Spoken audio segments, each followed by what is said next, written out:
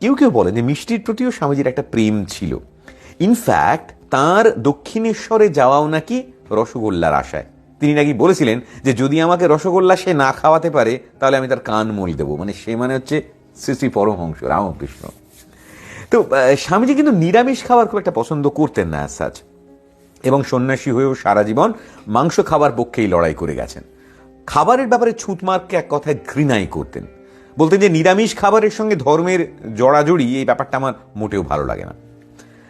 In fact স্বামী অভেদানন্দের একটি লেখায় পড়েছিলাম যে একদিন নরেন বলল যে চল আজ তোদের কুসংস্কার ভাঙিয়ে দিই।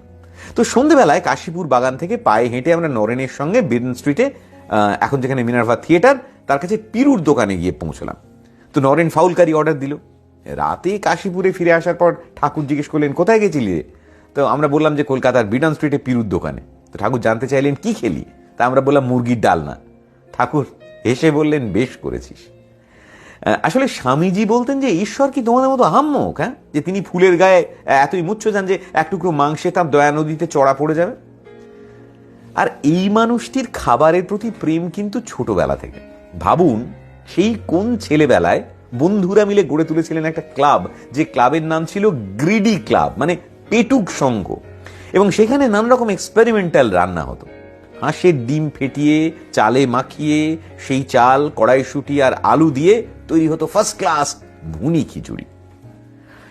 এবং তিনি যে শুধু নিজে খেতে ভালোবাসতেন তাই নয়, খাওয়াতেও ভালোবাসতেন। শারদামা বলতেন যে আহা, নরেনের মতো আলু দিয়ে মাংসের ঝোল আর কেউ রাঁধতে পারবে না গো। এবং এই বাংলায় বসে নয়, সুদূর মেরাটে গুরু ভাইদের একবার ঠিক করলেন শিক কাবাব খাওয়াবেন। তো মাংস এলো, মশলা এলো, কিন্তু দেখা গেল শিক নেই। তখন পাশে একটা লিচু গাছের ডাল ভেঙে সেই লিচুর ডালে মাংস গেঁথে তাই দিয়ে শিক কাবাব তৈরি করলেন।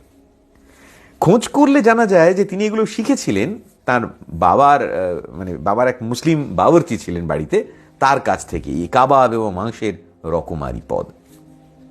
অথচ ভাবুন, যেখানে তার জন্ম সেই গৌরমোহন মুখার্জি স্ট্রিটে খেতে বসে বালক নরেন পাতে কিচ্ছু নিতে রাজি হচ্ছে না। কেন না, তরি তরকারির সঙ্গে মাছের ছোঁয়া লাগছে। এবং যিনি পরিবেশন করছিলেন সেই দিদি স্বর্ণময়ীর সঙ্গে তার বাদানুবাদ চলছে। বাবা বিশ্বনাথ দত্ত নিজেও ভোজন রসিক, রন্ধন বিলাসী। তো বাড়িতে মোগলাই খাবার দাবার রান্না হয়। তো ভাই বোনের কথা কাটাকাটির আওয়াজ পেয়ে স্নানের জায়গা থেকে তিনি বললেন যে ওরে, ও 14 পুরুষ গেঁড়ি গুগলি খেয়ে এলো আর ও এখন সেজেছে ব্রহ্মদত্তী, বলছে মাছ খাবে না, খাওয়া খাওয়া খাওয়া। সেকালে দত্তবাড়ির খাওয়া দাওয়ার আরও নানা রকম প্রামাণ্য বিবরণ পাওয়া যায়। ভাই মহেন্দ্রনাথ লিখছেন এক জায়গায় যে তখন কলকাতায় পাঁঠার মুড়ি বিক্রি হতো, মানে মুড়োটা আর কি। তো আমরা পাঁঠাওয়ালাদের সঙ্গে বন্দোবস্ত করেছিলাম যে তার দোকানে যে কটা মুড়ি থাকবে আমাদের জন্য রেখে দেবে। তো 10-12টা পাঁঠার মুড়ি, সের 2-2.5 ওলন্দ কড়াইশুঁটি মানে জানো তো, ওলন্ডা বড় বড় যেগুলো মিষ্টি, এরকম বিগ সাইজের বড় বড় দানা। তো সেরকম 10-12টা পাঁঠার মুড়ি, সের 2-2.5 ওলন্দ কড়াইশুঁটি একসঙ্গে ফুটিয়ে একটা তরকারি তৈরি হতো। বিকেলবেলা স্বামীজি আর তার ভাই স্কুল থেকে এসে ওই কড়াইশুঁটি দেওয়া ব্রেনের তরকারি দিয়ে খান ষোলো করে রুটি খেতেন। কচুরি, সিঙাড়া, খিচুড়ি এবং পোলাও, এছাড়া আরও অন্যান্য খাবারের প্রতি তার দুর্বলতা আছে, বিশেষ করে পরবর্তীকালে যখন বিদেশ যান সেগুলো তো আছেই। কিন্তু ছোটবেলা আর একটা কথা মনে পড়ে যাচ্ছে, কৈলাস খাবারওয়ালা নানা রকম রকমারি খাবারের ঝুড়ি ভরে বাড়িতে নিয়ে আসতো। তো সব ছেলেপুলেরা একসঙ্গে সেখানে জলপান করতো। তো প্রত্যেকের গ্রেড অনুযায়ী তাদের পয়সা বরাদ্দ ছিল, কারোর 2 পয়সা, কারোর 4 পয়সা, কারোর 2 আনা। তো স্বামীজি যেহেতু তখন সিনিয়র গ্রেড, তো তার 9 টাকা র্যাঙ্কে তিনি পড়তেন, মানে তিনি ওই 9 আনা মতো পেতেন আর কি। তো জিবে গজা তার খুব প্রিয় ছিল। একবার বখরায় জিবে গজা যেটুকু পেলেন তাতে একেবারেই সন্তুষ্ট হলেন না। তখন যেটা করলেন, মানে আমরাও স্কুল লাইফে হয়তো করেছি, একখানা গজা তুলে নিয়ে সবার সামনে নিজে জিবে ঠাকালেন এবং অম্লান বদলে হাঁড়ির মধ্যে টপ করে ফেলে দিয়ে হো হো করে হেসে বললেন যে ওরে, আর তোরা কেউ গজা খাস নে, সব এঁটো হয়ে গেল। সভাপতি কেউ খেলো না, 1 হাঁড়ি গজা তিনি একাই মেরে দিলেন, এমন আমোদ প্রবণ ছিলেন। কাশীপুর উদ্যানবাটি পর্বেও দেখা যাচ্ছে যে কচুরি ইত্যাদি জলখাবারের জয়যাত্রা অব্যাহত। মেজ ভাই মহিমকে কাশীপুরে দেখে গুরুভাই শশী, মানে পরে যিনি স্বামী রামকৃষ্ণানন্দ হন, তিনি ফাগুর দোকান থেকে গরম লুচি, গুটকে কচুরি, মিষ্টি এসব নিয়ে আসেন এবং নরেন তাকে খুব আদর আবদার করে খাওয়ান। আরেক দিনের কথা মনে পড়ছে, গায়ক পুলিন মিত্রর মেজবাড়িতে গেছেন। তো কচুরি ভেজে দেওয়া হচ্ছে, খাচ্ছেন, খুব ভালো লাগছে। একটু খেয়ে তিনি পুলিনকে দিলেন, পুলিনও খাচ্ছেন। খানিক পরে নরেন আবার বললেন যে হ্যাঁ রে, তোর ওটা থেকে আরো একটু দে না। কি চমৎকার! হ্যাঁ, মানে খাওয়ার ব্যাপারে একটা অদ্ভুত ইন্টারেস্ট ছিল। কিন্তু কি আশ্চর্য দেখুন, যে মানুষটি এত কচুরি খেতে ভালোবাসতেন তিনি কিন্তু জগৎ চষে ফিরে আসার পরে বাঙালি ময়রার সম্বন্ধে একেবারে মত পাল্টে ফেলেছিলেন। শুধু বক্তৃতায় নয়, লিখিতভাবে তিনি জানিয়েছিলেন যে এই যে ঘরে ঘরে অজীর্ণ, সেটা ওই ময়রার দোকানের, ওই বাজারের খাবার খাওয়ার ফল। ওই লুচি কচুরি ওইসব বিষ লড়ুকের জন্য। এবং সেখানে তিনি বলছেন যে ওই ভাজা জিনিসগুলো আসলে বিষ। ময়রার দোকান হচ্ছে জমের বাড়ি, ঘি তেল গরম দেশে যত অল্প খাওয়া যায় ততই ভালো। ঘিয়ের চেয়ে মাখন তাড়াতাড়ি হজম হয়, আর ময়দার ব্যাপারটা একেবারেই ভালো নয়, দেখতেই সাদা। গমের সমস্ত ভাগ যাতে আছে এমন আটাই সুখাদ্য। এবং তিনি এটাও বলছেন যে খিদে পেলে কচুরি জিলিপি ফেলে দিয়ে 1 পয়সার মুড়ি খাও, সস্তাও হবে, কিছু খাওয়াও হবে। সরলা দেবী চৌধুরানীর বই জীবনের ঝরা পাতা, যেখানে তিনি লিখছেন যে বিবেকানন্দের আমন্ত্রণে তিনি বেলুড় মঠে গেছেন। সেখানে বিবেকানন্দ তার জন্য কাশ্মীরি, নরওয়ে, ফ্রান্স, আমেরিকা এই সমস্ত জায়গার পদ রান্না করেছেন, অবশ্য সবগুলোই আমিষ। ইনফ্যাক্ট এই গ্রিডি ক্লাবের সময় নাকি নানা রকম ফ্রেঞ্চ রান্নাবান্নার এক্সপেরিমেন্ট হতো, এবং বেদান্তের সঙ্গে সঙ্গে তিনি নাকি ফরাসি রান্নার বই পড়তেন, এবং সেই সমস্ত রান্নায় যে সমস্ত দুর্দান্ত এক্সপেরিমেন্ট হতো সেইগুলোও নাকি তিনি নিজে হাতে করতেন। ইনফ্যাক্ট রান্না করতে খুব ভালোবাসতেন তিনি। তবে এতক্ষণ শুধু খাওয়ার কথা বলছি, কিন্তু সব ব্যাপারটাই তো আর এমন মানে আরামের আয়েসের ছিল না। দেখুন, বরানগরে যখন সন্ন্যাসী জীবন যাপন করছেন তখন কিন্তু অনাহার বা অর্ধাহারটাই ছিল রেওয়াজ। স্বামী প্রেমানন্দ বলছেন যে একবেলা ভাত কোনোদিন জুটতো না। থালা বাসন তো কিছুই নেই। বাড়ির সংলগ্ন বাগানে লাউ গাছ, কলা গাছ ঢের ছিল, তো দুটো লাউ পাতা বা একটা কলা পাতা আনতে গেলেও মালি যা গালাগালি দিত। শেষে মানকচুর পাতায় ভাত দিলে তাই খেতে হতো। তেলাকচু পাতা সেদ্ধ আর ভাত, তাও আবার মানকচুর পাতায় ঢালা। কিছু খেলেই গলা কুটকুট করতো। তো এই কচু পাতাটা এড়ানোর একটা উপায় অবশেষে ইনভেন্ট করা হলো। ভিক্ষেতে মাধুকরীতে যে চাল পাওয়া যেত সেগুলো সব সেদ্ধ করে সেটা একটা কাপড়ের উপর ঢেলে সবাই মিলে খেতে বসতেন। আর একটা বাটিতে নুন আর লঙ্কা দিয়ে একটা ঝোল ঝোল মতো করে নেওয়া হতো। ওই হাত ডুবিয়ে ওই লঙ্কা নুনের ঝোল খাচ্ছেন আর 1 গ্রাস করে শুধু ভাত খাচ্ছেন। ভাবুন একবার। স্বামীজি একবার ঠিক করেছিলেন যে খাদ্য ভিক্ষা আর করবেন না, তো উপবাসে কাটাতে হতো। তখন প্রায় 2 দিন অনাহারে আছেন। এমন সময় এক বড় লোকের ঘোড়ার সহিস তাকে ডেকে বলল যে সাধু বাবা, কিছু ভোজন হয়েছে? তো তারপর না শুনে তাকে দয়া পরবশ হয়ে কয়েকটা রুটি আর ঝাল চাটনি খেতে দিলেন। সে চাটনি এতই ঝাল, আর 2 দিন না খেয়ে থাকার পরে এটা খেয়ে তিনি পেটের যন্ত্রণা একেবারে ছটফট করতে লাগলেন। সহিস বেচারাও বিপদে পড়ল। এমন সময় একটা লোক মাথায় ঝুড়ি নিয়ে যাচ্ছিল। স্বামীজি জিজ্ঞেস করলেন যে ঝুড়িতে কি আছে? লোকটা বলল তেঁতুল। স্বামীজি বললেন এই তো চাই। ওই তেঁতুল খেয়েই স্বামীজি পেটের যন্ত্রণা নিবৃত্ত হলো। আলমোড়াতে এরকম ঘটনা ঘটেছে। খিদে পথশ্রমে ক্লান্ত স্বামীজি একেবারে ভূমিশয্যা নিয়েছেন, সামনে গোরস্থান। একজন ফকির তখন তাকে এসে দয়া করে একটা শশার এক ফালি দিলেন, এবং পরে স্বামীজি স্বীকার করেছেন যে আর কখনো আমি ক্ষুধায় এতটা কাতর হইনি।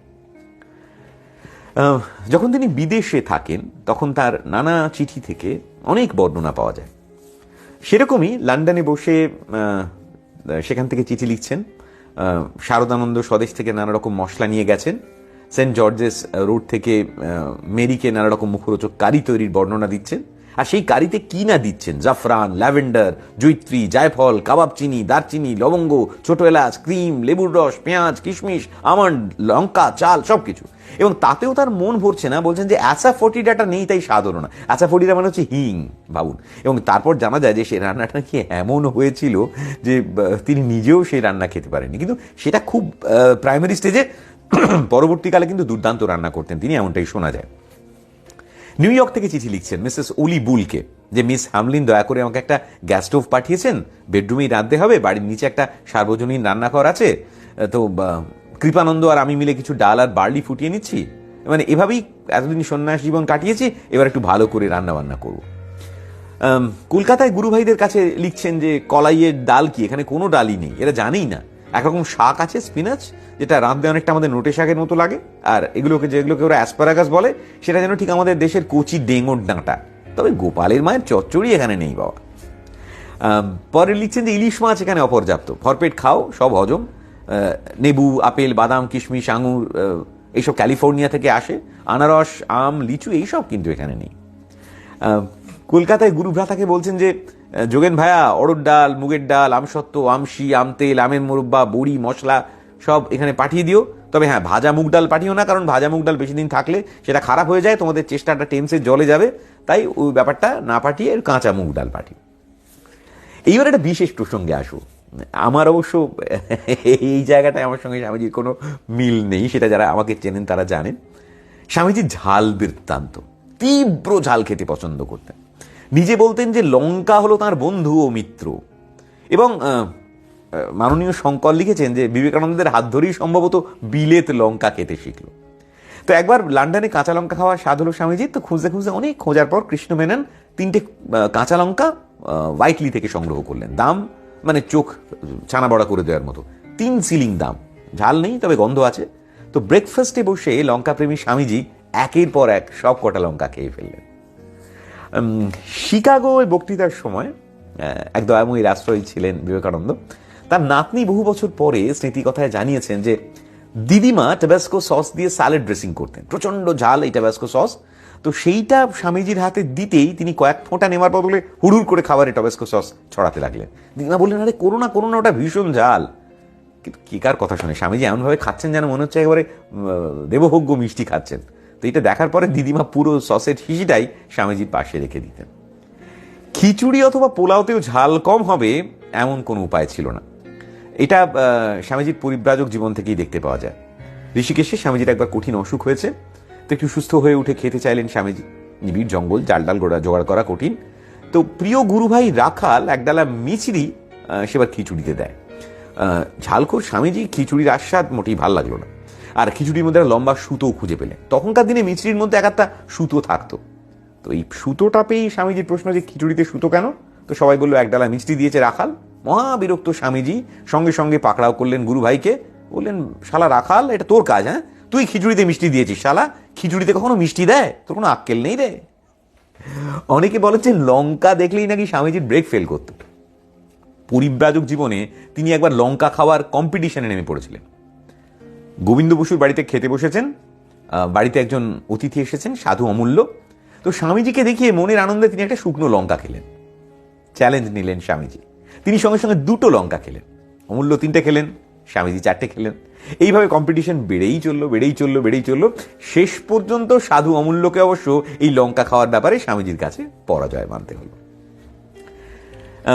ভোজন রসিক স্বামী বিবেকানন্দ সম্বন্ধে আরো একটা জায়গায় পড়ছিলাম যে আদিম পদ্ধতিতে ক্ল্যাম বা ঝিনুক খাওয়া শিখেছিলেন বিদেশে।